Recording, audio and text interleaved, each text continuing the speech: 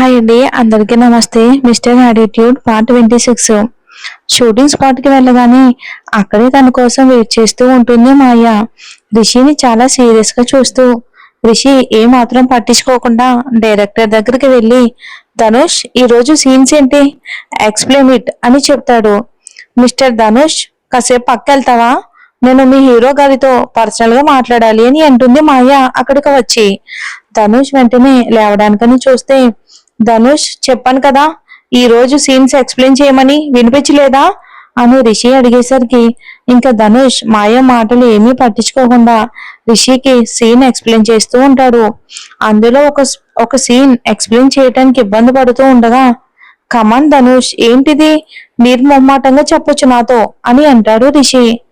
అదే రిషి సార్, ఇందులో కొంచెం రిస్క్ ఉంది, డోప్ ని పెడదాంలేండి, వద్దు, మళ్ళీ మీకు ఏదైనా గాయం అయితే చాలా ఇబ్బంది పడతారు, వద్దులేండి అని అంటాడు ధనుష్.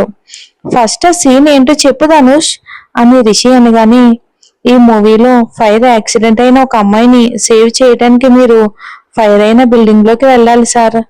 అక్కడ మీరు ఒక అమ్మాయిని సేవ్ చేసి బయటకు తీసుకురావటమే అదే సీన్ అని చెప్తాడు ధనుష్. అంటే ఇప్పుడు మంటల్లో ఒక అమ్మాయిని యాక్ట్ చేయిస్తారా ఏంటి? నో ధనుష్, నో, ఇలా ఆడపిల్లల ప్రాణాలతో అస్సలు ఒప్పుకోను నేను, మనకి ఏ రేట్ ఉందని, అది తప్పు కదా అని అంటే, అది సార్ మూవీ కోసం తప్పదు, ఈ సీన్ ఖచ్చితంగా డిమాండ్ చేస్తుంది, అందుకే రిషి సార్ చెప్తున్నాను, డూప్ పెడదాం, లేకపోతే గ్రాఫిక్స్ లో కవర్ చేద్దాం అనుకుంటున్నాను, కానీ ఒక పక్కన అది బాగా రాదేమో అనిపిస్తుంది అని ధనుష్ చెప్తూ ఉంటే, సరే ఆ అమ్మాయిని సేవ్ చేయాలి అంతే కదా అంటే, మరొక్కసారి ఆలోచించుకుని చెప్పండి అంటాడు ధనుష్. సరే చేద్దాం, ఎలాగైనా నేను ఆ అమ్మాయిని సేవ్ చేస్తాను అని రిషి చెప్పడంతో ఇక సీన్ కి ఏర్పాట్లు చేస్తా ఉంటాడు ధనుష్ వర్కర్స్ తో చెప్పి. ఇక అందరూ ఒక బిల్డింగ్ దగ్గరికి వెళ్ళగానే అందులో ఫస్ట్ ఒక 18 ఏళ్ళు నిండిన అమ్మాయిని పెట్టి కొన్ని సీన్స్ అన్ని కూడా షూట్ చేసి మంటలు వ్యాపించేలా చేస్తారు.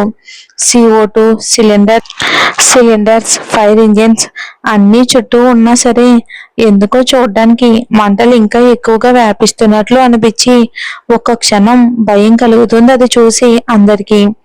రిషి చాలా ఈజీగా చాకచక్యంగా అమ్మాయితో సహా బయటకు వచ్చేసి ఇక సీన్ ని పండింప చేస్తాడు.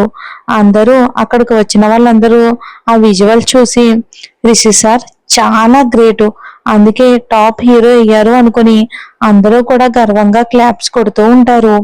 డైరెక్టర్ ధనుష్ వచ్చి, రిషి సార్ నిజంగా మీరు వన్ అండ్ ఓన్లీ వన్, అంతే, అసలు వేరే ఎవరైనా అయితే ఇంత రిస్క్ తీసుకోరు, వాళ్ళ కళ్ళల్లో భయం కనిపిస్తుంది ముందు, కానీ మీ ధైర్యానికి నిజంగా ఆసం అని పొగుడుతూ ఉంటాడు ధనుష్. నన్ను నెగ్లెక్ట్ చేస్తావా రిషి అని అనుకుంటూ ఎవరు చూడకుండా అన్ని సైడ్స్ మంటలు వ్యాపించేలా చేసి కావాలని లోపలికి వెళ్ళిపోతుంది మాయ. ఎవ్వరు చూడకుండా ఎవరైనా కాపాడండి, హెల్ప్ హెల్ప్ అని అరుస్తూ ఉంటే షూట్ చేసిన సీన్ ఎలా వచ్చిందో చూస్తూ ఉన్న అందరూ ఒక్కసారిగా అటువైపు చూసేసరికి మాయ మంటల్లో నుంచి అరుస్తూ ఉంటుంది. అప్పటికే ఇంకా అవసరం లేదని ఫైర్ మ్యాన్ వాళ్ళు అందరూ వెళ్ళిపోతే ఒక క్షణం ఏం చేయాలో అర్థం కాదు. CO2 సిలిండర్స్ కోసం చూసేసరికి అక్కడ ఏవీ కనిపించవు. అసలు ఏం జరుగుతుంది, మాయ మేడం మంటల్లోకి ఎందుకు వెళ్ళింది, అది కూడా సెకండ్ ఫ్లోర్ కి అని ధనుష్ అడుగుతూ ఉంటే, సరే సరే ముందు అదంతా కాదు, ఆలోచించే టైం లేదు, మాయ మేడం ప్రాణాలకే ప్రమాదం అని అందరూ గట్టిగా అరుస్తూ ఉంటారు భయంతో తన కోసం.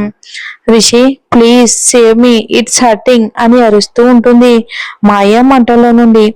ఇంకా టైం లేదని అర్థం అవుతూ ఉంటే ఎలాగోలా ఆ మంటలు వేడి పుట్టిస్తున్నా లెక్క చేయకుండా లోపలికి వెళ్తాడు రిషి మాయ ప్రాణాలను కాపాడడానికి.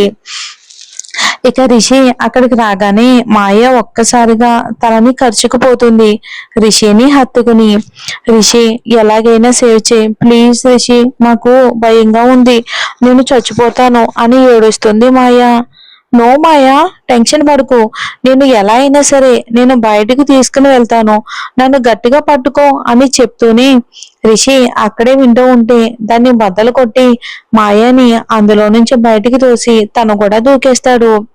ధనుష్ ప్రొడ్యూసర్ తెలివిగా అప్పటికే అక్కడ నెట్ ఏర్పాటు చేసి ఉండడంతో ఇద్దరు అందులో పడతారు ఒక్కసారిగా. రిషి, నాకు భయంగా ఉంది, నిజంగా ఏం కాలేదు కదా అని నెట్లో రిషిని చూస్తూ అడుగుతున్న మాయా వైపుకి చూసి, మాయా ఇంక లేస్తావా, ఏం కాలేదు అంటాడు రిషి.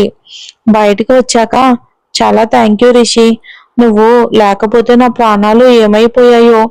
నీ లైఫ్ రిస్క్ చేసి నన్ను కాపాడ్డావు, అంటే నన్ను లవ్ చేస్తున్నావు కాబట్టి సేవ్ చేసావు కదా, చాలా థ్యాంక్ యూ అని రిషిని పట్టుకోపోతే అప్పటికే రిషికి బిల్డింగ్ లో మాయతో పాటు కిందకి దూకేటప్పుడు అక్కడే ఉన్న సిమెంట్ స్లాబ్ ఊడి ఐరన్ ఓస రిషి షోల్డర్ మీద పడడంతో రిషికి అక్కడ డీప్ గా కట్ అవుతుంది. ఓ గాడ్, నో రిషి, నీ చేతికి బ్లడ్ వస్తుంది అని అంటుంది మాయ కంగారుగా. అయినా సరే రిషి ఏం పట్టించుకోకుండా, ఇంకొకసారి ఇలాంటి పిచ్చి పిచ్చి పనులు చేస్తే బాగోదు మాయా అని చెప్పి కోపంగా వచ్చేస్తాడు. మాయ మేడం, అసలు మీరు మంటల్లోకి ఎలా వెళ్ళారు అని అందరూ తనని అడిగితే, నేను ఎలా వెళ్ళాను అనేది కాదు, రిషిని చూశారుగా, నా ప్రాణాలు కాపాడడానికి తన ప్రాణం సైతం పక్కన పెట్టాడు. అంత గొప్ప ప్రేమ మా ఇద్దరిది. నాకేమైనా అయితే రిషి అసలు తట్టుకోలేడు. ఇది గుర్తు పెట్టుకుని మీరందరూ నాతో జాగ్రత్తగా ఉంటే మంచిది. రిషి ఆల్వేస్ లవ్స్ మాయా అని చెప్పేసి అక్కడి నుండి వెళ్ళిపోతుంది పొగరుగా. మాయ ఎప్పుడు ఇదే విషయం హైలైట్ చేస్తూ ఉంటుంది. రిషి కంటిన్యూస్ గా తనని అవాయిడ్ చేస్తూనే ఉంటాడు. ఇది అక్కడ అందరూ ఎరిగిన సత్యమే కాబట్టి ఎవరికి వాళ్ళు ఇంకా సైలెంట్ గా ఉండిపోతారు. హీరోకి గాయం అయిందని ప్రొడ్యూసర్ గబగబా వచ్చి రిషిని హాస్పిటల్ కి తీసుకుని వెళ్దామంటే రిషి చిన్న ఇంజురీని వద్దు అని చెప్తాడు. లేదు రిషి లేదు, బ్లడ్ వస్తుంది, తప్పదు అంటే ఇక రిషి బలవంతంగా హాస్పిటల్ కి వెళ్ళేసరికి డాక్టర్ రిషి గాయాన్ని చూసి, ఓ మై గాడ్, ఇంత లోతుగా మీకు చాలా ఇంజురీ అయ్యింది, ఎలా అయ్యింది అని అడుగుతాడు. జరిగిందంతా చెప్తారు మూవీ డైరెక్టర్ ఇంకా ప్రొడ్యూసర్. ఇంత లోతుగా కట్ అయ్యింది, కానీ మీరు ఈ పెయిన్ కూడా బయటికి చెప్పడం లేదు రిషి గారు, ఏంటిది అని డాక్టర్ ట్రీట్మెంట్ చేస్తూనే కొంచెం కోప్పడతారు రిషి మీద. డాక్టర్, ఇవన్నీ షూటింగ్ లో కామనే, మీరు ట్రీట్మెంట్ చేయండి, దానికి అదే సెట్ అవుతుంది తొందరగానే అని రిషి చాలా సింపుల్ గా చెప్పేస్తాడు.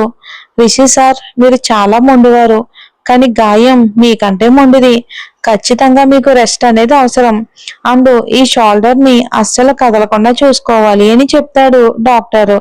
రిషి రిషి సైలెంట్ గా ఉంటే, మీకు రెస్ట్ అవసరం రిషి గారు, షూటింగ్స్ ఇవన్నీ కొన్ని రోజులు ఆపేయండి అని చెప్పడంతో, నో డాక్టర్, అస్సలు కుదరదు అని చెప్పేస్తాడు రిషి. రిషి, నో, నీకు రెస్ట్ కావాలి, షూటింగ్ క్యాన్సిల్ చేస్తే ఇప్పుడు వచ్చిన నష్టం ఏమీ లేదు, నేనే చెప్తున్నాను కదా, ప్రొడ్యూసర్ అయ్యుండి నువ్వెన్నైనా చెప్పు, ఇంత మొండిగా ఉంటే అస్సలు కుదరదు అబ్బాయి. ఇదిగో డాక్టర్, నువ్వు గాయం తగ్గేలా ట్రీట్మెంట్ చేయి, ఈ హీరో ఇలానే అంటాడు, ఈ సినిమా ఎలాగో పెద్ద హిట్ అవుతుంది కాబట్టి మాకేమీ పరక్లేదు అని ప్రొడ్యూసర్ కూడా చెప్పడంతో, డాక్టర్ ఎన్ని రోజులు పడుతుంది గాయం తగ్గడానికి అని అడుగుతాడు రిషి. ఈజీగా 3 months పడుతుంది రిషి గారు అని చెప్తాడు డాక్టరు. చూద్దాం మరి ఏం జరుగుతుందో వచ్చే ఎపిసోడ్ లో.